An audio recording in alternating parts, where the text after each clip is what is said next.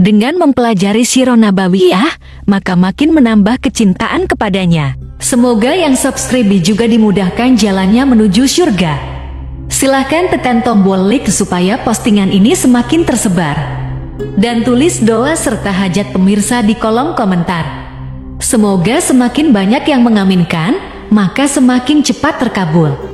Nabi Sulaiman alaihi salam adalah manusia terkaya sepanjang sejarah kehidupan manusia di muka bumi. Dalam beberapa kitab suci seperti Al-Quran, Alkitab, dan Injil, Nabi Sulaiman alaihi salam dijelaskan sebagai manusia terkaya yang pernah hidup di muka bumi. Tidak ada satupun manusia yang bisa mengalahkan total kekayaannya hingga hari kiamat tiba. Para arkeolog telah menemukan situs peninggalan sejarah Islam yang mengungkap total kekayaan Nabi Sulaiman alaihi salam. Ernst bin Yosef, seorang profesor dari Tel Aviv University, seorang peneliti, ia menyatakan bahwa 3000 tahun yang lalu Nabi Sulaiman alaihi salam diperkirakan memiliki kekayaan senilai 2,2 triliun US dollar. Apabila dikonversikan dengan nilai mata uang rupiah, maka nilainya setara dengan 32.891.870 triliun rupiah. Nilai itu berkali-kali lipat lebih banyak dari total kekayaan negara Indonesia yang hanya mencapai 11.454 triliun per 30 Desember 2021. Nabi Sulaiman alaihi salam memiliki beberapa mukjizat. Di antaranya adalah dapat berbicara dengan bahasa binatang. Beliau dapat memerintah mereka untuk melakukan sesuatu. Beliau juga dapat mengendalikan besar kecilnya tekanan angin dan dapat mengatur ke arah mana angin akan berhembus. Sehingga dengan itu Nabi Sulaiman dapat memanfaatkan angin sebagai kendaraannya dan juga kendaraan tentaranya. Nabi Sulaiman juga bisa melunakkan besi dan membentuknya menjadi pakaian perang yang anti tusukan senjata tajam. Nabi Sulaiman juga memimpin para jin. Mereka tunduk dan patuh pada perintah Nabi Sulaiman alaihi salam. Tidak hanya setan, iblis laknatullah yang merupakan makhluk pembangkang dapat dibuat tunduk bertekuk lutut pada perintah-perintah Nabi Sulaiman. Nabi Sulaiman bisa melakukan teleportasi, yaitu berpindah dari suatu tempat ke tempat yang lain dalam waktu singkat. Peristiwa itu dibuktikan dengan pemindahan singgasana Ratu Balqis atas perintah Nabi Sulaiman. Nabi Sulaiman dikenal sebagai raja yang adil dan bijaksana. Nabi Sulaiman diberkahi kecerdasan yang luar biasa untuk menyatupadukan segenap kekuatan yang Allah berikan kepadanya. Ia mengelola dan membawa kerajaannya menjadi kekuatan raksasa yang tak terkalahkan di masanya dengan segenap kemampuan yang dimilikinya. Tentara Nabi Sulaiman adalah tentara terkuat di bumi tanpa ada yang menandingi. Pertanyaan mendasar yang muncul kali ini adalah dari mana sumber kekayaan dan kekuatan Nabi Sulaiman alaihi salam?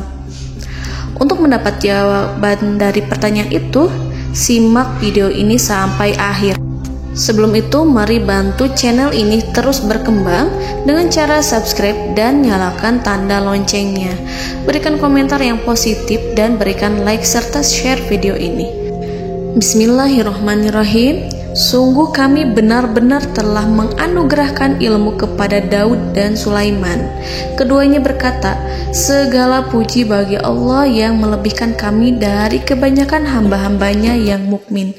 Sulaiman telah mewarisi Daud dan dia berkata, wahai manusia, kami telah diajari untuk memahami bahasa burung dan kami dianugerahi segala sesuatu. Sesungguhnya, semua ini benar-benar karunia yang nyata. Quran Surat An-Naml ayat 15-16. Saudara-saudaraku yang dirahmati Allah, pada ayat di atas disebutkan bahwa Sulaiman telah mewarisi Daud. Nabi Sulaiman mewarisi Nabi Daud dalam sisi kenabian dan kekuasaan, bukan mewarisi harta, karena para nabi tidak mewariskan harta. Sebab sepeninggalan mereka, harta para nabi menjadi sedekah bagi orang-orang yang ada di sekitarnya, yaitu orang-orang fakir dan orang-orang yang membutuhkan. Dan harta para nabi tidak dikhususkan bagi kalangan keluarganya.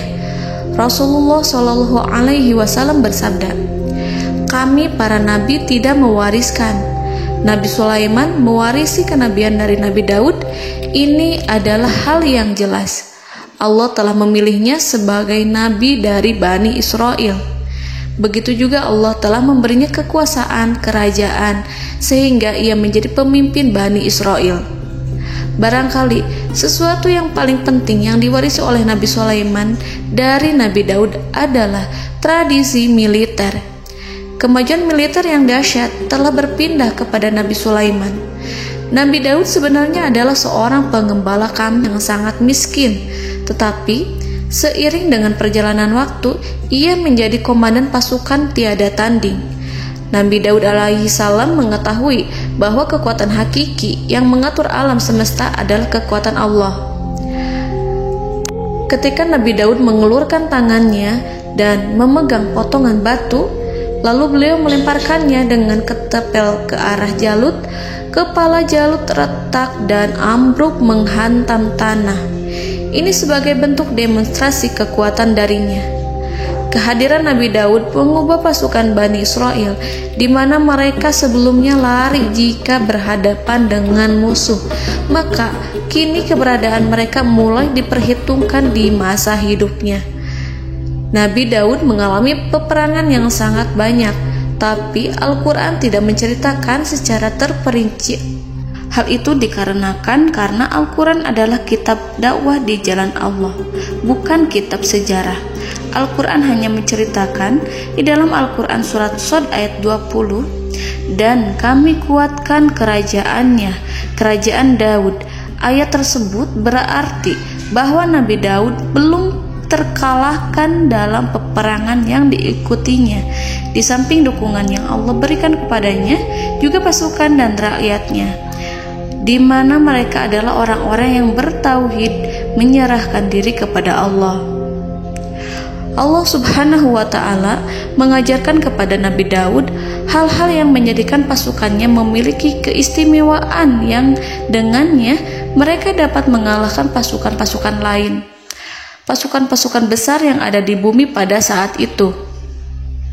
Allah Subhanahu wa Ta'ala berfirman dalam surat Saba ayat 10, "Dan kami telah melunakkan besi untuknya." Baju besi mungkin akan menjadi masalah dalam benak kita. Ketika orang-orang yang berperang, baju besi cukup mengganggu gerakan mereka.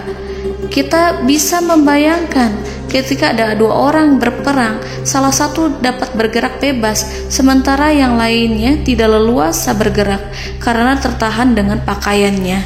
Namun, dengan kekuasaan Allah, Nabi Daud dapat melunakkan besi dan membuat baju besi yang ringan, yang mudah untuk digunakan. Ini adalah kemajuan penting yang Allah berikan kepada Nabi Daud dan tentaranya. Kemajuan itu kemudian diajarkan, diwariskan dan dimiliki oleh Nabi Sulaiman alaihi salam. Nabi Sulaiman memiliki pasukan dahsyat yang melebihi pasukan manapun di bumi saat itu, atau bahkan mungkin saat ini. Bahkan Allah menambahkan karunia-Nya kepada Nabi Sulaiman yang disebutkan dalam Al-Quran surat An-Naml ayat 16. Dan Sulaiman telah mewarisi Daud, dan dia berkata, "Wahai manusia, kami telah diberi pengertian tentang suara burung, dan kami diberi segala sesuatu. Sesungguhnya ini benar-benar suatu karunia yang nyata." Saudara-saudaraku yang dirahmati Allah, pada suatu hari Nabi Sulaiman alaihi salam menengadahkan tangannya dan berdoa kepada Allah Subhanahu wa Ta'ala. Antara hati Nabi dan Allah tidak ada penghalang, tidak ada jarak, tidak ada sekatan waktu, tidak ada satupun dari para nabi yang berdoa kepada Allah kecuali doanya pasti dikabulkan. Doa Nabi Sulaiman alaihi salam direkam dalam Al-Quran surat Shad ayat 35. Nabi Sulaiman berkata, "Ya Tuhanku, ampunilah aku, anugerahkanlah kepadaku kerajaan yang tidak dimiliki oleh seorang pun sesudahku." Nabi Sulaiman menginginkan dari Allah sesuatu kerajaan yang belum pernah diperoleh oleh siapapun setelahnya. Allah Subhanahu wa Ta'ala mengabulkan doa Nabi Sulaiman dan memberinya kerajaan tersebut. Nabi Sulaiman mewarisi kekuasaan, kenabian, hikmah ilmu dari Nabi Daud alaihi salam. Orang-orang menyebut Nabi Sulaiman Al-Hakim, Sulaiman yang bijaksana. Kebijaksanaannya tidak terbatas pada keadilan di tengah-tengah manusia dan juga kasih sayangnya kepada mereka. Namun, kebijaksanaan Nabi Sulaiman juga berlaku di kalangan burung dan binatang lainnya. Nabi Daud juga mengenal bahasa burung, tetapi Nabi Sulaiman dapat berbicara dengan bahasa burung. Bahkan, ia dapat menggantikannya sebagai pembantunya ketika Nabi Daud bertasbih di gunung-gunung. Dan burung-burung serta binatang-binatang buas ikut bertasbih bersamanya. Bahkan angin pun berhenti untuk mendengarkan tasbih itu. Sedangkan Nabi Sulaiman, Allah Subhanahu wa Ta'ala memberinya karunia lebih dari itu, di mana binatang-binatang buas tunduk padanya. Begitu juga angin dan burung. Saudara-saudaraku yang dirahmati Allah, Nabi Sulaiman alaihi salam mampu mendengarkan bisikan semut yang berbicara kepada sesama mereka. Bahkan ia mampu memerintahkan semut tersebut sehingga semut itu menjadi taat pada perintahnya. Pasukan Nabi Sulaiman memiliki kekuatan yang sangat dahsyat. Belum pernah ada di dunia ini satu pasukan pun yang memiliki kekuatan seperti itu.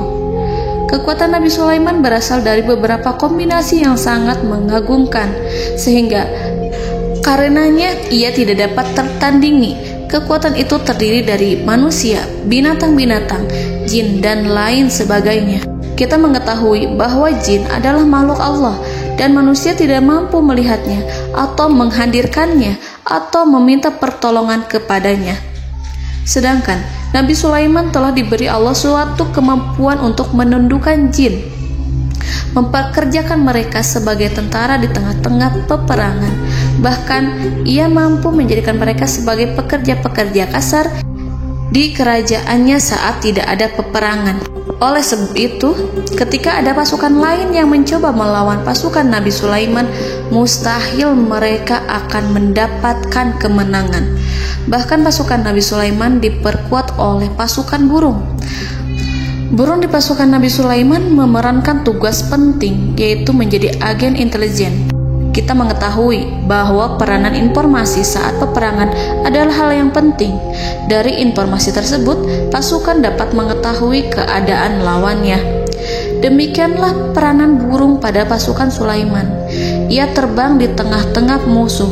Kemudian, ia kembali kepada Nabi Sulaiman untuk menyampaikan berita tentang keadaan lawannya. Di samping jin dan burung, Allah juga menundukkan angin untuk Nabi Sulaiman. Nabi Sulaiman dapat memerintahkan angin dan ia mampu untuk menaiki angin tersebut. Dalam Al-Quran surat Shad ayat 36-40, Allah Subhanahu wa Ta'ala berfirman, "Kami tundukkan kepada angin yang berhembus dengan baik menurut kemana saja yang dikehendaki Sulaiman. Dan kami tundukkan pula kepadanya setan-setan, semuanya ahli bangunan dan penyelam, dan setan yang lain yang terikat dalam belenggu. Inilah anugerah kami, maka berikanlah kepada orang lain atau tahanlah untuk dirimu tanpa perhitungan, dan sesungguhnya dia mempunyai kedudukan yang dekat pada sisi kami dan tempat kembali yang baik." Saudara-saudaraku yang dirahmati Allah, Allah Subhanahu wa Ta'ala juga memberikan kemampuan yang tak seorang pun dari para nabi mendapatkannya, yaitu kemampuan untuk memerintah setan. Setan adalah salah satu bagian dari jin. Ia adalah kelompok yang celaka dari bangsa jin. Kelompok ini sebenarnya tidak mampu dikuasai oleh manusia. Bahkan jin yang soleh tidak dapat mengatur setan. Adapun Nabi Sulaiman, Allah telah memberinya kekuasaan untuk menundukkan setan dan mempekerjakannya, bahkan mengikatnya dengan rantai serta menghukumnya jika ia menentang pada perintahnya. Setan membangun untuk Sulaiman istana-istana, patung-patung dan alat-alat perang. Bahkan setan-setan itu menyelam ke dasar lautan untuk mengeluarkan permata dan yakut untuk Sulaiman. Jika di antara setan yang menentang perintahnya, maka Nabi Sulaiman alaihi salam mengikatnya dengan rantai. Ini semua menunjukkan kekayaan Nabi Sulaiman dan kekuasaannya, di mana ia mampu mengatur banyak makhluk di bumi ini. Tentu saja, kemampuan itu semua adalah atas izin dari Allah Subhanahu wa Ta'ala sebagai mukjizat darinya. Allah Subhanahu wa Ta'ala berfirman dalam Al-Quran surat Saba ayat 12, dan sebagian dari jin adalah yang bekerja di hadapannya di bawah kekuasaannya dengan izin Tuhannya, dan siapa yang menyimpang di antara mereka dari perintah kami, maka kami rasakan kepadanya azab neraka yang apinya menyala-nyala. Para jin itu membuat untuk Sulaiman apa yang dikehendakinya, dari gedung-gedung yang tinggi, patung-patung, dan piring-piring yang besarnya seperti kolam, atau periuk yang tetap berada di atas tungku. Saudara-saudaraku yang dirahmati Allah, Nabi Sulaiman yang bijaksana adalah penguasa yang tak tertandingi di muka bumi. Meskipun memperoleh nikmat-nikmat khusus yang agung itu yang Allah berikan kepada Sulaiman, beliau tetap menunjukkan dirinya sebagai manusia yang paling banyak berzikir kepada Allah dan manusia yang paling banyak bersyukur di zamannya. Saudara-saudaraku yang dirahmati Allah, sebagaimana Allah Subhanahu wa Ta'ala memberikan nikmat kepada ayahnya Nabi Daud alaihi salam, di mana ia mampu melunakkan besi dan Allah mengajarinya bagaimana cara mencairkan besi, maka Nabi Sulaiman alaihi salam dapat memanfaatkan tembaga yang cair untuk peperangan. Dan juga di saat perdamaian, pada saat peperangan, beliau mencampur tembaga dengan besi dan menjadikannya perunggu. Mereka menggunakan senjata-senjata perunggu dalam peperangan seperti pedang, baju besi, dan juga pisau. Senjata-senjata ini adalah senjata yang paling kuat pada saat itu.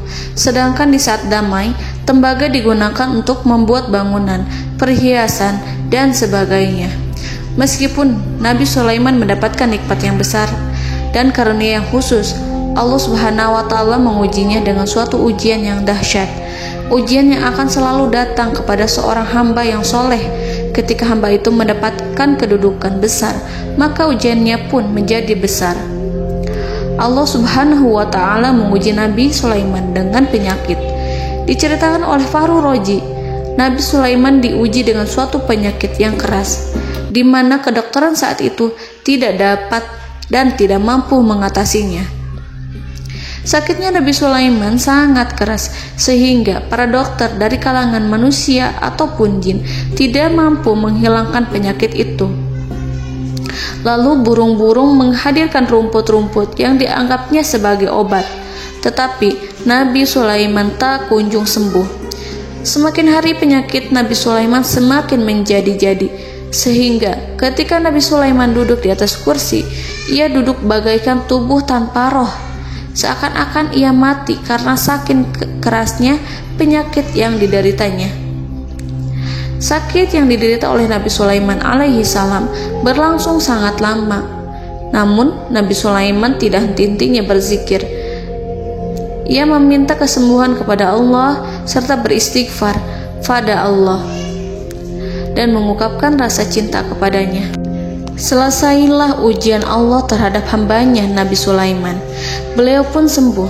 Nabi Sulaiman merasakan kembali kesehatannya setelah ia mengetahui segala kejayaan dan segala kekuasaan serta segala kebesarannya tidak lagi mampu menghilangkan penyakit yang dideritanya kecuali jika Allah menghendaki.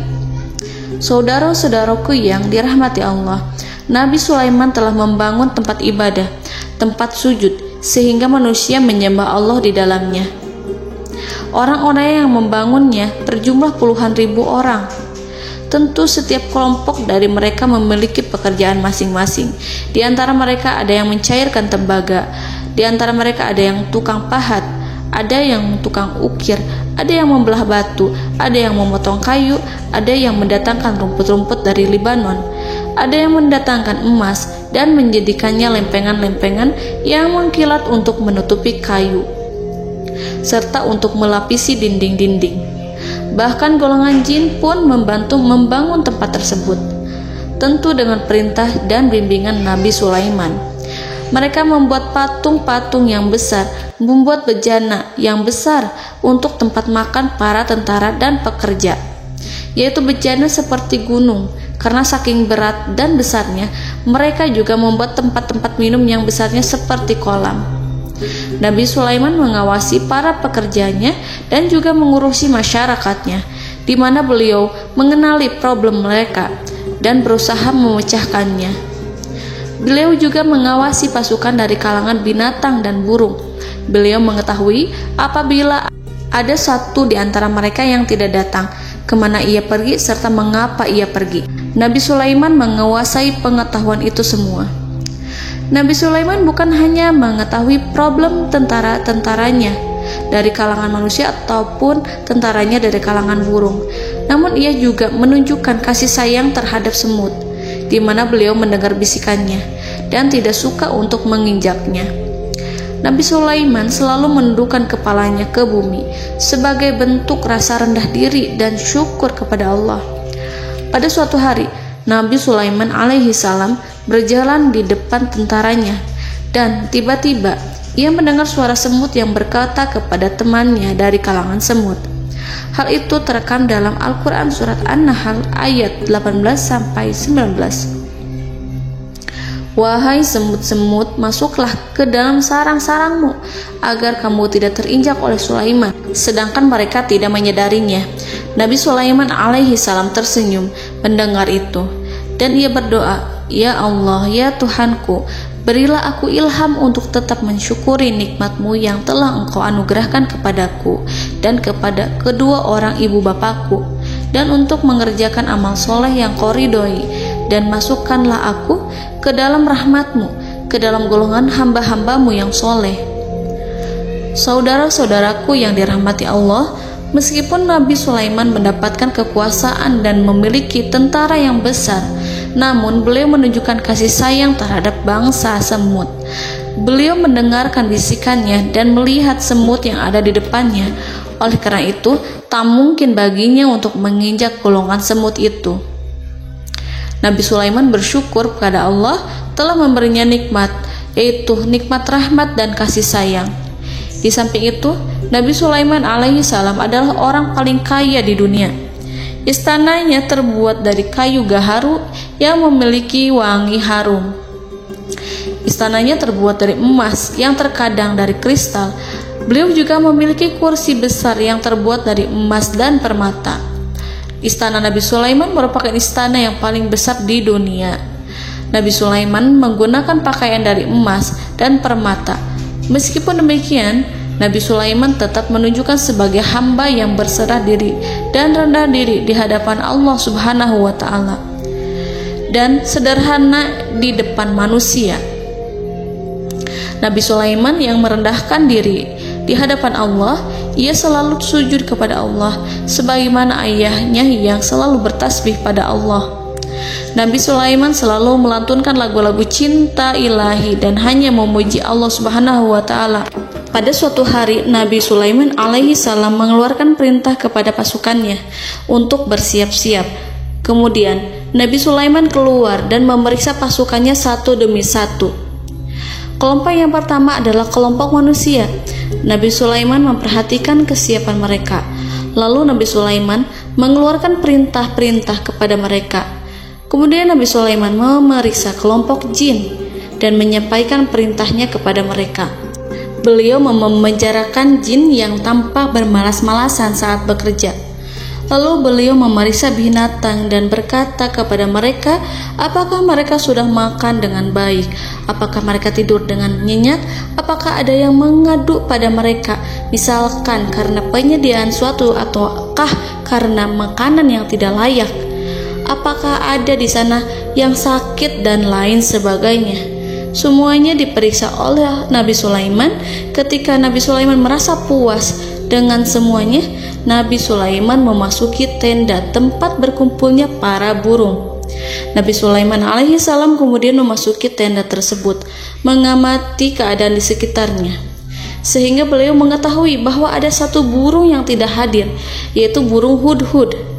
Nabi Sulaiman berkata yang diabadikan dalam Quran surat An-Naml ayat 20. Mengapa aku tidak melihat burung hudhud? Burung-burung yang lain tampak terdiam sebagai penghormatan, dan mereka mendengarkan apa yang akan dikatakan pemimpin mereka. Nabi Sulaiman mengarahkan pandangannya pada semua burung dan tidak menemukan burung hudhud di antara mereka. Tak seekor burung pun yang mengetahui keberadaannya. Burung hudhud absen pada apel wajib kali ini. Nabi Sulaiman mulai menampakkan kemarahannya. Tiba-tiba, seekor burung kecil memberanikan diri untuk berkata kepada Nabi Sulaiman, "Wahai Nabi yang mulia, seharusnya hudhud ada bersamaku kemarin untuk melaksanakan tugas penyelidikan. Ia adalah pemimpin misi, namun burung hudhud belum datang. Oleh karena itu aku tidak pergi bersamanya." Burung itu tampak gemetar. Nabi Sulaiman mengetahui bahwa hudhud tidak hadir dan tak seorang pun mengetahui kemana ia pergi. Burung hudhud pergi tanpa izin terlebih dahulu. Dalam keadaan marah, Nabi Sulaiman berkata, "Sungguh aku benar-benar akan mengazabnya dengan azab yang sangat keras, atau benar-benar menyembelihnya, kecuali jika ia benar-benar datang kepadaku dengan alasan yang jelas." Kawanan burung-burung yang mengetahui bahwa Nabi Sulaiman sedang marah dan telah menetapkan untuk menyiksa burung hudhud atau menyembelihnya, atau justru memaafkannya dengan syarat ia datang dengan membawa alasan yang dapat menyelamatkannya, atau dengan kata lain, burung hudhud dapat memastikan bahwa ia melaksanakan tugas yang penting. Nabi Sulaiman menunjukkan kemarahan yang besar sehingga siapapun akan merasa takut kepada Nabi Sulaiman yang marah. Seekor burung tampak gemetar, ketakutan melihat kemarahan Nabi Sulaiman. Lalu beliau mengulurkan tangannya ke burung itu dan memegang-megang kepalanya, sehingga burung itu pun merasa tenang dan rasa takutnya hilang. Nabi Sulaiman kemudian pergi dari tempat burung tersebut. Nabi Sulaiman masih memikirkan keadaan burung hudhud. Seharusnya burung hudhud menjadi bagian penting dari badan intelijen. Apakah ia pergi untuk menyingkap suatu, atau apakah ia pergi hanya untuk bermain-main? Nabi Sulaiman telah memperhatikan dan mengetahui bahwa burung hudhud adalah seekor burung yang cerdik dan juga fasih berbicara. Terkadang Nabi Sulaiman mendapati burung hudhud sedang bermain-main dan menunda-nunda pekerjaannya. Namun ketika Nabi Sulaiman melihatnya, burung hudhud memahami bahwa perbuatannya tidak benar. Oleh karena itu, ia tidak boleh menyampur adukan antara waktu serius dan waktu bermain. Tidak lama setelah itu, burung hudhud tiba di tempat para burung. Burung-burung yang lain berkata kepadanya, "Wahai hudhud, pergilah engkau ke tempat Nabi Sulaiman. Jika ia mengetahui bahwa engkau telah sampai, jiwamu benar-benar terancam." Mendengar itu, burung hudhud segera beranjak. Ia terbang menemui Nabi Sulaiman. Pada waktu itu, Nabi Sulaiman sedang duduk bersama tentaranya yang lain. Burung hudhud berdiri. Ia telah merencanakan untuk memulai pembicaraan dengan Nabi Sulaiman sebelum Nabi Sulaiman bertanya kepadanya kemana dia pergi. Ini sebagai bukti bahwa hudhud telah melaksanakan suatu tugas yang penting. Dalam surat An-Nahl ayat 22, burung hudhud, "Aku telah mengetahui sesuatu yang kamu belum mengetahuinya, dan kubawa kepadamu dari negeri Saba suatu berita penting yang diyakini." Seakan-akan burung hudhud hendak berkata, "Aku adalah hudhud yang miskin, tapi Aku mengetahui apa yang tidak engkau ketahui, dan aku telah datang kepadamu dari kerajaan Saba dengan membawa berita yang sangat penting. Nabi Sulaiman tampak terdiam menunggu Hudhud menyelesaikan kisahnya. Dalam surat An-Naml ayat 23-24, burung Hudhud berkata, "Sesungguhnya aku menjumpai seorang wanita yang memerintah mereka. Dia dianugerahi segala sesuatu serta mempunyai singgasana yang besar. Aku mendapati dia dan kaumnya menyembah matahari selain Allah. Dan setan-setan telah menjadikan mereka memandang indah perbuatan-perbuatan mereka, lalu menghalangi mereka dari jalan Allah, sehingga mereka tidak mendapat petunjuk." Burung Hudhud diam. Nabi Sulaiman merasa bahwa Hudhud menunjukkan kepasihan lisannya. Nabi Sulaiman berkata dalam Quran surat An-Nahl ayat 27 sambil menunjukkan senyum manisnya. Nabi Sulaiman berkata, "Akan kami lihat apakah kamu benar wahai Hudhud, ataukah kamu termasuk orang-orang yang berdusta." Seakan-akan burung Hudhud ingin mengatakan, "Aku tidak berbohong, wahai Nabi yang mulia." Namun diamnya Sulaiman membuat takut sehingga burung Hudhud terdiam. Nabi Sulaiman terdiam karena berpikir, lalu ia memutuskan sesuatu setelah itu. Beliau melihat kepada lainnya dan meminta secari kertas dan pena. Nabi Sulaiman menulis surat yang singkat dan menyerahkan kepada Hudhud serta memerintahkan kepadanya seperti yang dikatakan dalam Quran surat An-Nahl ayat 28. "Pergilah dengan membawa suratku ini, lalu jatuhkanlah kepada mereka, kemudian berpalinglah dari mereka, lalu perhatikanlah apa yang mereka bicarakan." Al-Quranul Karim hanya menceritakan dalam Al-Quran surat An-Naml bagaimana perginya Hudhud dan bagaimana ia menyerahkan surat itu. Lalu Al-Quran langsung menyebut keadaan kerajaan Balqis yang saat itu sedang membaca surat di depan para pembesar kerajaan dan para menterinya. Dalam Quran surat An-Naml ayat 29-31, berkatalah Balqis, "Wahai pembesar-pembesar, sesungguhnya telah dijatuhkan kepadaku sebuah surat yang mulia. Sesungguhnya surat ini dari Sulaiman, dan sesungguhnya isinya dengan menyebut nama Allah yang Maha Pengasih lagi Maha Penyayang, bahwa janganlah kalian berlaku sombong terhadapku dan datanglah kepadaku sebagai orang-orang yang berserah diri." Saudara-saudaraku yang dirahmati Allah, dalam surat tersebut Nabi Sulaiman menyebutkan supaya mereka menyerahkan diri dan tunduk kepada perintah Nabi Sulaiman. Nabi Sulaiman memerintahkan agar mereka meninggalkan penyembahan terhadap matahari. Nabi Sulaiman tidak mempersoalkan akidah mereka dan tidak memuaskan mereka dengan apapun. Nabi Sulaiman hanya memerintahkan bahwa ia berada di atas kebenaran. Bukankah ia didukung kekuatan yang berlandaskan keyakinan yang dimilikinya? Nabi Sulaiman hanya memerintahkan mereka agar tunduk dan patuh kepadanya. Ratu Sabak menyampaikan surat tersebut di tengah-tengah kaumnya. Dalam Quran surat An-Naml ayat 32 dijelaskan, "Dan berkatalah Balqis, wahai para pembesar, berilah aku pertimbangan dalam urusanku ini. Aku tidak pernah memutuskan sesuatu persoalan sebelum kamu berada dalam majelisku." Saudara-saudaraku yang dirahmati Allah, para pembesar istana Balqis menentang surat tersebut. Isi surat itu membangkitkan kesombongan kaum Saba, di mana mereka merasa lebih kuat. Mereka mengetahui bahwa di sana ada seorang yang mencoba menentang mereka dan mengisyaratkan peperangan kepada mereka. Lalu ia meminta kepada mereka untuk memenuhi syarat-syaratnya sebelum terjadinya peperangan dan kekalahan.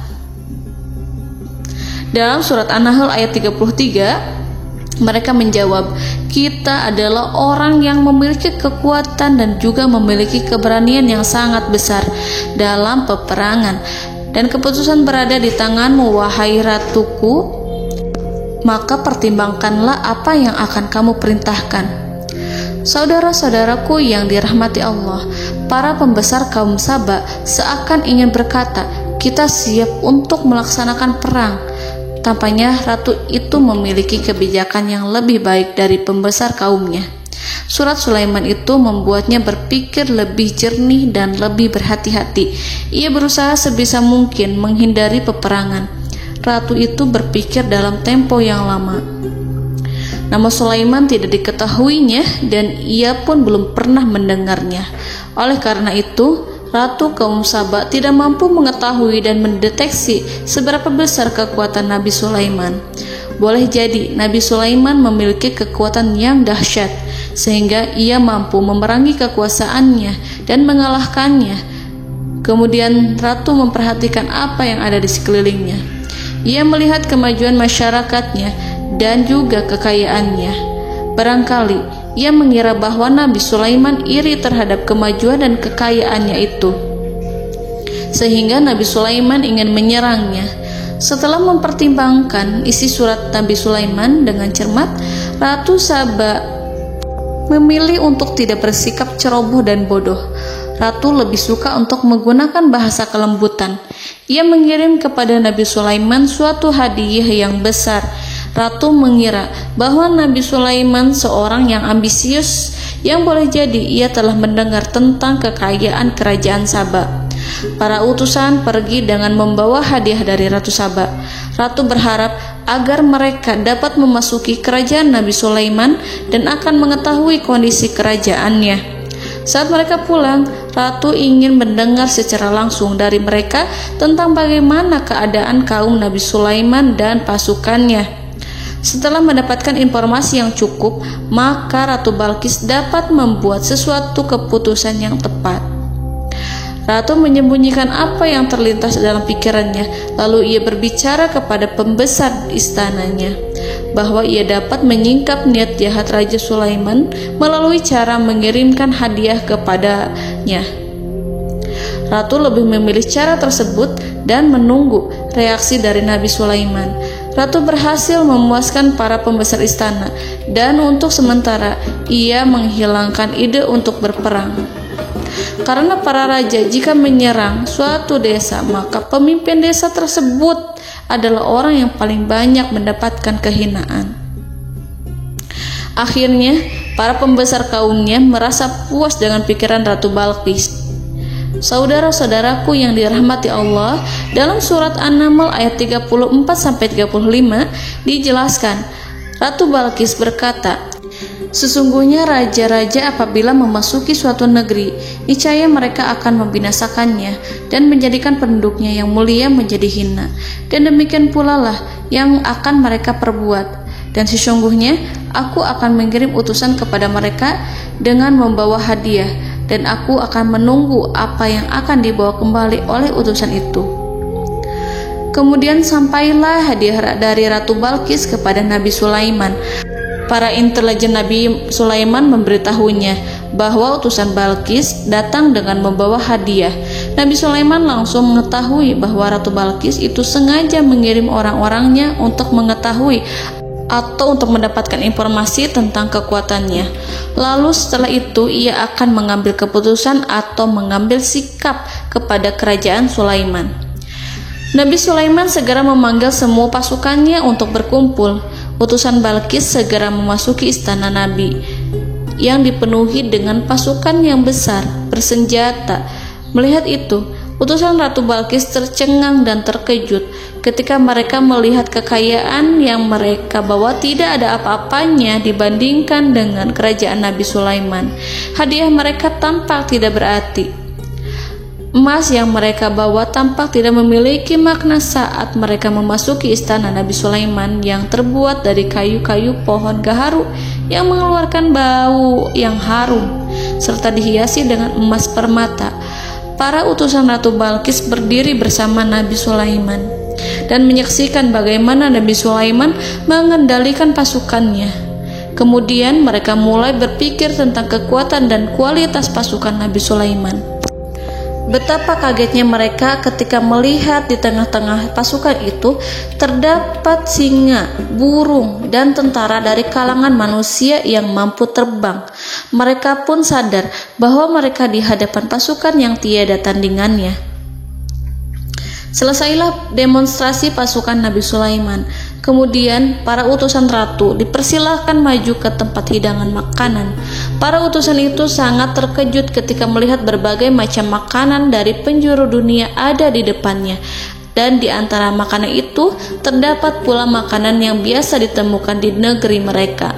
Tetapi mereka melihat bahwa makanan itu memiliki rasa yang lebih istimewa. Selain itu, piring-piring yang ada di depan mereka dan dijadikan tempat makan tersebut terbuat dari emas, dan mereka dilayani oleh laki-laki yang berhias dengan emas. Di meja makan itu terdapat burung, ikan laut, dan berbagai macam daging yang mereka tidak mampu lagi membedakan daging apa itu.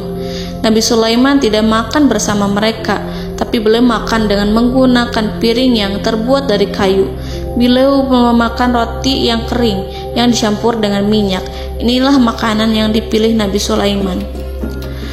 Makan bersama mereka dalam keadaan diam, mereka merasa kehadiran Nabi Sulaiman menciptakan suatu wibawa yang luar biasa. Selesai perjamuan itu, lalu dengan sangat malu mereka menyerahkan hadiah dari Ratu Balqis kepada Nabi Sulaiman. Hadiah itu berupa emas yang bagi mereka hadiah itu sangat bernilai tinggi.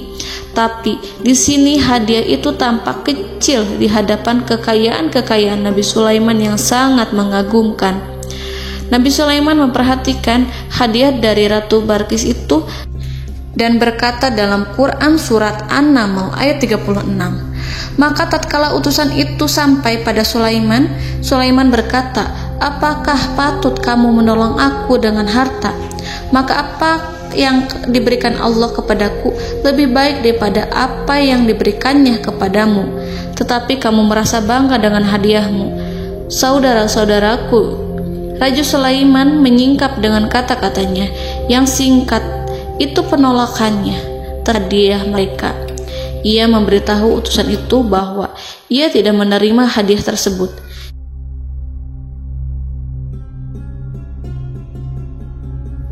"Janganlah kalian berlaku sombong terhadapku dan datanglah kepadaku sebagai orang-orang yang berserah diri." Lalu Nabi Sulaiman berkata kepada mereka dengan pelan. Hal itu diabadikan dalam Quran surat An-Naml ayat 37. "Kembalilah kepada mereka, sungguh kami akan mendatangi mereka dengan bala tentara yang mereka tidak kuasa melawannya, dan pasti kami akan mengusir mereka dari negeri itu, yaitu negeri Saba, dengan terhina, dan mereka akan menjadi tawanan-tawanan yang hina." Saudara-saudaraku yang dirahmati Allah, Nabi Sulaiman kemudian meninggalkan para utusan ratu setelah terlebih dahulu mengancam mereka. Para utusan itu berharap agar Nabi Sulaiman mau menunggu kunjungan Ratu Balqis yang akan membawa misi perdamaian. Akhirnya, sampailah para utusan Ratu Balqis ke negeri Saba. Mereka segera menuju istana sang ratu. Mereka memberitahu bahwa negeri mereka sedang ada di ujung tanduk. Mereka menceritakan kepada ratu tentang kekuatan Nabi Sulaiman dan tidak mungkin bagi mereka mampu melawannya. Mereka meyakinkan Ratu Balqis bahwa ia harus mengunjunginya dan melihat sendiri bagaimana kebesaran kerajaan Nabi Sulaiman. Kemudian ratu menyiapkan dirinya untuk pergi menuju kerajaan Nabi Sulaiman. Nabi Sulaiman duduk di kursi kerajaan di tengah-tengah para pembesarnya dan para menterinya serta para komandan pasukannya. Beliau berpikir tentang sosok Ratu Balqis. Nabi Sulaiman mengetahui bahwa Ratu Balqis menuju tempatnya. Balqis dikelilingi rasa takut. Nabi Sulaiman berpikir sejenak tentang bagaimana matahari disembah. Ia memikirkan bagaimana informasi yang diterima oleh intelijennya tentang kemajuan kerajaan Balqis dalam bidang kesenian dan ilmu pengetahuan. Nabi Sulaiman bertanya kepada dirinya sendiri, apakah kemajuan menjadi penghalang untuk mengetahui kebenaran? Apakah ratu itu senang dengan kekuatan yang dicapainya? Dan ia membayangkan bahwa kekuatannya adalah segalanya. Dengan kemajuan yang dimilikinya, Nabi Sulaiman ingin membuat kejutan agar ratu mengetahui bahwa Islam yang diyakini oleh Nabi Sulaiman adalah satu-satunya yang mampu mendatangkan kemajuan dan kekuatan yang hakiki, sehingga ia dapat membandingkan antara keyakinannya dalam menyembah matahari beserta kemajuan yang dicapainya dengan keyakinan Nabi Sulaiman beserta kemajuan yang diraihnya. Saudara-saudaraku yang dirahmati Allah, para mata-mata Nabi Sulaiman telah memberitahunya bahwa hal yang sangat disegani dan dikagumi oleh kaum Balkis adalah kerajaan Saba, yaitu singgasana Ratu Balkis. Singgasana itu terbuat dari emas dan batu delima. Singgasana tersebut dijaga oleh penjaga yang sangat disiplin, di mana mereka tidak pernah lalai sedikit pun. Oleh karena itu, sangat tepat apabila Nabi Sulaiman menghadirkan singgasananya di sini, di kerajaannya, sehingga ketika ratu tiba, maka ia dapat duduk di atasnya. Nabi Sulaiman ingin membuat kejutan kepadanya dan menunjukkan bahwa kemampuannya tersebut yang berlandaskan pada keislaman.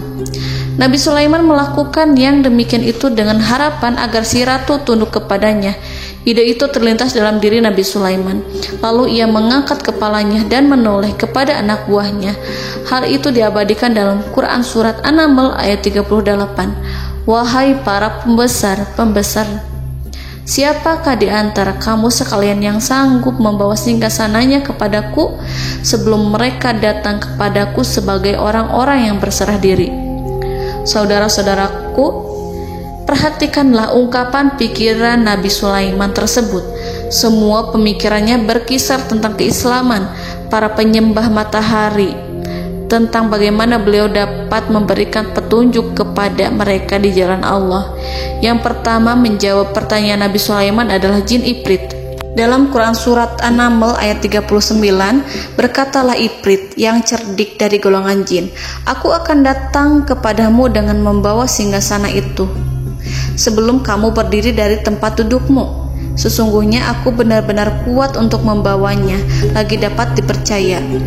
Nabi Sulaiman berdiri dari tempat duduknya setelah 1 atau 2 jam. Jin itu berjanji kepadanya untuk menghadirkan singgasana Balkis sebelum itu.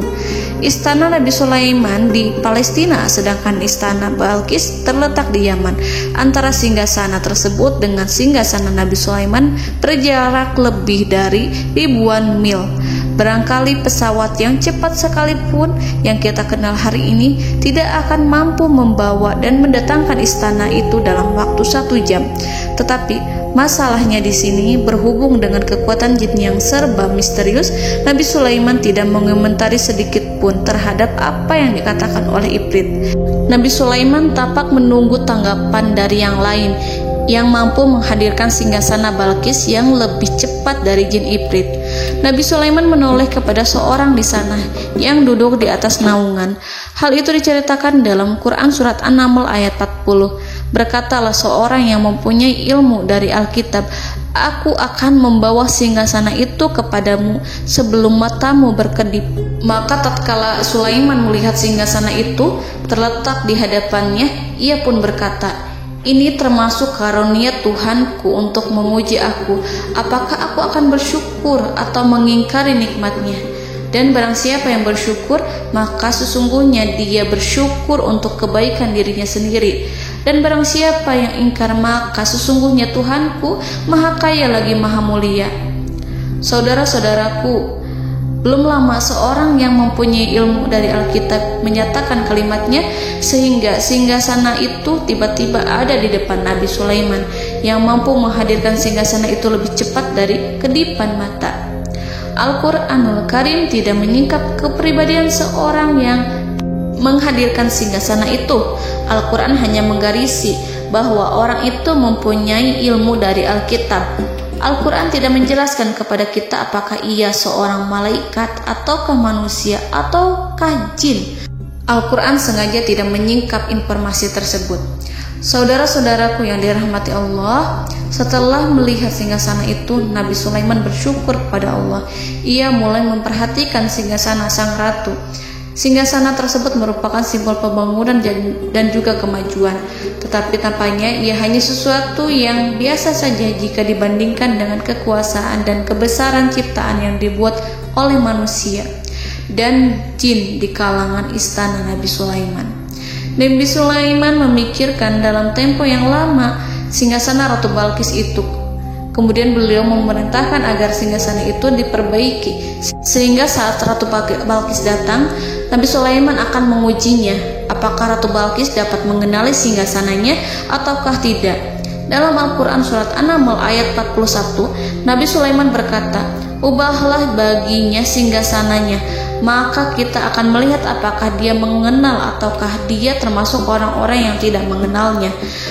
Saudara-saudaraku yang dirahmati Allah, Nabi Sulaiman memerintahkan agar dibangun istana yang akan digunakan untuk menyambut Ratu Balqis. Nabi Sulaiman memilih tempat di laut dan ia memerintahkan agar dibangun suatu istana di mana sebagian besar terdiri dari air laut.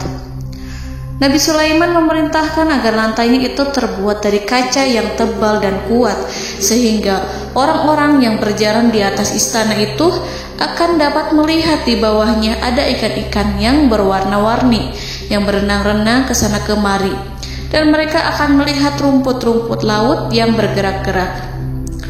Akhirnya, selesailah pembangunan istana itu. Saking bersihnya kaca lantainya sehingga tampak di sana tidak ada kaca. Burung hudhud memberitahu Nabi Sulaiman bahwa Ratu Balqis telah sampai di dekat kerajaannya. Kemudian Ratu Balqis datang. Al-Quran tidak menyebutkan keadaan Nabi Sulaiman saat menyambut Balqis, namun Al-Quran menunjukkan dua sikap Ratu Balqis ketika pertama kali datang. Yang pertama, bagaimana sikap Ratu Balqis ketika pertama kali melihat singgasananya yang datang mendahuluinya, padahal ia telah meninggalkan pengawalnya untuk ia menjaga singgasana itu. Keadaan kedua adalah keadaan ketika di depan istana yang dibangun untuk menyambut Ratu Balqis. Istana itu penuh dengan permata dan banyak ikan berenang di bawahnya. Dalam Quran surat An-Naml ayat 42 dijelaskan, dan ketika Balqis datang, ditanyakanlah kepadanya, "Serupa inikah singgasanamu?" Balqis menjawab, "Seakan-akan singgasana ini adalah singgasanaku. Kami telah diberi pengetahuan sebelumnya dan kami adalah orang-orang yang berserah diri." Saudara-saudaraku, pada dialek di atas, Balqis melihat singgasananya dan ia tercengang saat mengetahui bahwa itu adalah singgasana miliknya. Namun kemudian ia mulai ragu karena melihat tidak sepenuhnya itu singgasana miliknya. Jika itu benar-benar miliknya, lalu bagaimana ia datang mendahuluinya? Dan bila bukan singgasananya, maka bagaimana Sulaiman dapat meniru sepersis dan seteliti itu? Padahal Sulaiman tidak pernah sekalipun ke kerajaannya. Nabi Sulaiman berkata saat melihat Balqis mengamati singgasananya, "Apakah ini singgasanamu?" Balqis terlihat sangat kebingungan, namun setelah itu ia menjawab, "Sepertinya benar." Nabi Sulaiman berkata, "Kami telah diberi ilmu sebelumnya dan kami sebagai orang-orang muslim." Saudaraku yang dirahmati Allah, melalui pertanyaan Nabi Sulaiman ingin mengisyaratkan kepada Balqis agar ia membandingkan antara keyakinannya beserta ilmu yang dicapainya dengan keyakinan Nabi Sulaiman yang muslim beserta pengetahuan yang telah diraihnya. Penyembahan terhadap matahari dan pencapaian ilmu yang dicapai oleh Ratu Balqis tanpa tidak ada apa-apanya dibandingkan dengan ilmu Nabi Sulaiman dan keislamannya. Nabi Sulaiman telah mendahuluinya dalam bidang ilmu karena keislamannya. Karena itu, sangat mudah baginya untuk mengungguli Balqis dalam ilmu-ilmu yang lainnya. Demikianlah yang disyaratkan dalam pertanyaan Nabi Sulaiman kepada Ratu Balqis. Ratu Saba itu mengetahui bahwa ini adalah singgasananya, di mana singgasana itu datang lebih dahulu daripada dirinya. Beberapa bagian darinya telah diubah saat Balqis masih di perjalanan menuju ke tempat Nabi Sulaiman. Ia berpikir kemampuan apa yang dimiliki Nabi Sulaiman. Ratu Balqis tercengang melihat apa yang disaksikannya, yang berupa buah dari keimanan Nabi Sulaiman dan hubungannya dengan Allah Subhanahu wa Ta'ala. Sebagaimana Balqis juga tercengang ketika melihat kemajuan di bidang ilmu pembangunan, seni, dan ilmu-ilmu yang lainnya. Maka ia tidak lebih kagum lagi saat melihat hubungan yang kuat antara keislaman Nabi Sulaiman dengan ilmunya serta kemajuan yang diraihnya. Dalam Al-Quran surat An-Naml ayat 43 dijelaskan, "Dan apa yang disembahnya selama ini selain Allah mencegahnya untuk melahirkan keislamannya, karena sesungguhnya ia terdahulu termasuk orang-orang yang kafir." Saudara-saudaraku yang dirahmati Allah, bergoncanglah dalam benak Balqis ribuan hal ketika melihat keyakinan kaumnya runtuh di hadapan Nabi Sulaiman. Ia menyadari matahari yang disembahnya hanya merupakan ciptaan Allah, dan Allah lah yang menggerakkannya untuk hamba-hambanya. Lalu terbitlah matahari kebenaran dalam dirinya. Hatinya diterangi oleh cahaya baru yang tidak akan tenggelam seperti tenggelamnya matahari. Masa keislamannya hanya menunggu waktu. Ratu Balqis memilih waktu yang tepat untuk mengumumkan keislamannya. Allah Subhanahu wa Ta'ala berfirman dalam Quran Surat An-Naml ayat 44. Dikatakan kepadanya, masuklah ke dalam istana. Maka tatkala ia melihat lantai istana itu, dikiranya kolam air yang besar dan disingkapnya 2 betisnya. Berkatalah Sulaiman, sesungguhnya ia adalah istana licin yang terbuat dari kaca. Berkatalah Balqis, wahai Tuhanku, sesungguhnya aku telah berbuat zalim terhadap diriku, dan aku berserah diri bersama Sulaiman kepada Allah Tuhan semesta alam. Saudara-saudaraku yang dirahmati Allah, dikatakan kepada Balqis, masuklah ke dalam istana. Ketika ia masuk, maka ia tidak menyaksikan adanya kaca, tetapi ia melihat air, sehingga ia mengira akan bersinggungan dengan air. Lalu ia menyingkapkan sedikit bajunya agar bajunya itu tidak basah. Nabi Sulaiman mengingatkannya tanpa melihatnya agar ia tidak khawatir terhadap pakaiannya, karena pakaiannya tidak akan basah, sebab di sana tidak ada air. Itu sekedar kaca yang halus, yang saking halusnya sehingga ia tidak tampak. Pada kesempatan itulah Balqis mengumumkan keislamannya, yang mengakui kelalimannya, dan ia menyatakan menyerahkan diri kepada Nabi Sulaiman dan kepada Allah Tuhan semesta alam. Lalu kaumnya pun mengikutinya dan mereka memeluk Islam. Balqis menyadari ia berhadapan dengan penguasa yang terbesar di bumi dan Nabi Allah yang mulia. Untuk pertama kalinya, wajah Sulaiman tampak dihiasi dengan senyuman yang menunjukkan kepuasannya sejak Balqis mengunjunginya. Demikianlah Nabi Sulaiman mewujudkan kejayaannya yang hakiki dan menyebarkan cahaya Islam di muka bumi. Saudara-saudaraku, Al-Quran tidak menyebutkan kisah Balqis setelah keislamannya. Para ahli tafsir mengatakan bahwa ia menikah dengan Nabi Sulaiman.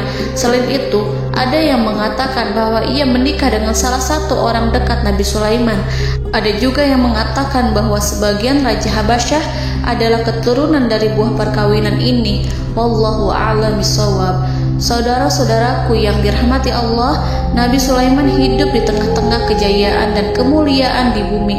Kemudian Allah menetapkan kematian untuknya, sebagaimana kehidupan Sulaiman berada di puncak kemuliaan dan kejayaan yang penuh dengan keajaiban yang luar biasa. Maka kematiannya pun merupakan tanda-tanda kebesaran Allah yang penuh dengan keajaiban. Demikianlah bahwa kematiannya sesuai dengan kehidupannya, sesuai dengan kejayaannya. Allah berfirman tentang kematian Sulaiman di dalam Al-Quran Surat Saba ayat 14. Maka tatkala kami telah menetapkan kematian Nabi Sulaiman, tidak ada yang menunjukkan kepada mereka kematiannya itu kecuali rayap yang memakan tongkatnya. Maka tatkala ia telah tersungkur, tahulah jin bahwa kalau sekiranya mereka mengetahui yang gaib, tentulah mereka tidak akan tetap dalam siksa yang menghinakan. Saudara-saudaraku, kemampuan Nabi Sulaiman untuk menundukkan jin dan mempekerjakan mereka serta hubungan mereka dengan semua itu menimbulkan fitnah di tengah-tengah manusia dalam hal tertentu. Kematian Nabi Sulaiman merupakan batasan jawaban terhadap fitnah ini. Kami tidak mengetahui siapa yang mengklaim bahwa jin mengetahui hal yang gaib. Apakah itu setan yang terkutuk, atau jin yang bodoh, atau manusia yang tertipu? Kami tidak mengetahui siapa yang bertanggung jawab terhadap tersebarnya isu yang keliru ini. Yang kita ketahui adalah bahwa hal tersebut adalah mempengaruhi sebagian manusia dan jin. Barangkali manusia berkata kepada diri mereka, selama jin melakukan perbuatan yang luar biasa ini, maka apa gerangan yang menjadikan mereka tidak mengetahui hal yang gaib itu? Manusia itu lupa bahwa kunci kegaiban berada di tangan Allah. Masalah ilmu gaib tidak akan mampu dikuasai oleh jin dan manusia. Hanya Dia yang mengetahuinya, dan manusia diberitahu hanya sedikit sekali. Saudara-saudaraku yang dirahmati Allah, seakan-akan Allah telah merencanakan bahwa kematian Sulaiman bertujuan untuk menghancurkan pemikiran itu, yaitu pemikiran bahwa jin mengetahui hal-hal yang gaib. Jin bekerja untuk Nabi Sulaiman selama beliau hidup, dan tatkala beliau meninggal, maka tugas mereka menjadi bebas. Nabi Sulaiman meninggal tanpa diketahui oleh jin, sehingga mereka tetap bekerja untuk mereka, tetap mengabdi kepada Sulaiman. Seandainya mereka mengetahui hal yang gaib, niscaya mereka tidak akan meneruskan pekerjaan mereka. Saudara-saudaraku, pada suatu hari Nabi Sulaiman memasuki mihrabnya untuk itikaf ibadah dan beribadah kepada Allah. Tak seorang pun yang berani mengganggu khalwatnya. Mihrab Sulaiman terletak di puncak gunung dan dindingnya terbuat dari permata. Pada suatu hari Nabi Sulaiman duduk bersandar pada tongkatnya, dan ia tampak tenggelam dalam tafakur. Beliau berzikir pada Allah hingga rasa kantuk menguasainya. Lalu setelah itu malaikat maut menemuinya. Nabi Sulaiman pun meninggal. Beliau bersandar kepada tongkatnya. Jin melihatnya dan mengira bahwa beliau sedang sholat, sehingga mereka pun terus melanjutkan pekerjaannya. Berlalulah hari demi hari yang panjang. Datanglah rayap, yaitu semut kecil yang memakan kayu. Hewan itu mulai memakan tongkat Nabi Sulaiman. Rayap itu tampak lapar. Sebagian dari tongkat Nabi Sulaiman dimakan beberapa hari oleh rayap itu. Ketika yang dimakannya semakin bertambah, maka tongkat itu pun menjadi rusak dan kemudian jatuh dari tangan Nabi Sulaiman alaihi salam. Tubuh mulia itu kehilangan keseimbangan dan kemudian jatuh terhempas di bumi. Tatkala tubuh suci itu tersungkur, maka manusia segera menuju ke arahnya. Mereka menyadari dan mengetahui bahwa Nabi Sulaiman telah meninggal dalam waktu yang lama. Jin menyadari bahwa mereka tidak mengetahui hal yang gaib, dan manusia pun mengetahui hakikat ini. Seandainya jin mengetahui hal yang gaib, niscaya ia tidak akan meneruskan siksa yang hina. Mereka tidak akan bekerja kepada Sulaiman. Demikianlah Nabi Sulaiman alaihi salam meninggal dalam keadaan duduk dan sholat di mihrabnya. Lalu berita itu tersebar bagaikan api di bumi. Manusia, burung, dan binatang buas mengantarkan jenazah Nabi Sulaiman. Sekawanan burung tampak sedih dan menangis. Semua makhluk bersedih. Akhirnya tak seorang pun mengetahui bahasa burung di bumi. Meninggallah seorang yang memahami pembicaraan burung, binatang-binatang, jin, dan lain sebagainya. Burung-burung itu berkata, betapa beratnya kehidupan di tengah orang-orang yang tidak mengetahui pembicaraan kita. Allahu a'lam.